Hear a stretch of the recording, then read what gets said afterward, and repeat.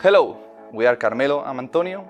We are researchers from the SWAT group at the University of Granada, and in this video we will show you the operation of the inkjet printing technique applied to the design of radio frequency devices, like this one. The first step is to run the V1 desktop application. Select the print option, enter conductive ink, and upload the Gerber file with the circuit. Before that, we have to ensure that the calibration switches are clean, the dispenser nozzle is not damaged, and the ink has been warming to room temperature for 15 minutes.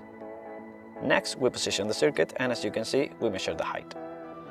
Now it's time to calibrate the ink flow until the horizontal lines do not overlap.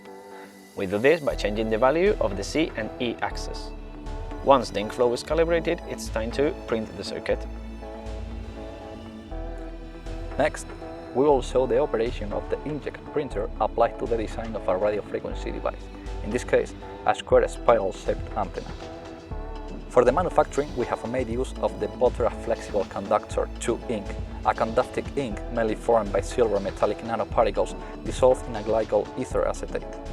This compound must be kept between 4 and 10 degrees Celsius. The concentration of metallic nanoparticles determines to a great extent the quality of the conductive ink. In this case, the concentration of silver is approximately 70%. The average thickness in the deposition of the conductive ink is approximately 60 microns. The utilized conductive ink can be deposited on a wide range of substrates, including flexible ones such as plastic or paper. In this case, we have used a conventional fiberglass substrate. Once the circuit is printed, we have to cure it by heating it at 170 degrees Celsius for 45 minutes. Well, this is the final version of the circuit after 45 minutes of heating, and now we'll check the conductivity of the ink. With this digital multimeter, we can check that the current is actually flowing through the circuit. For example, from this point to this point,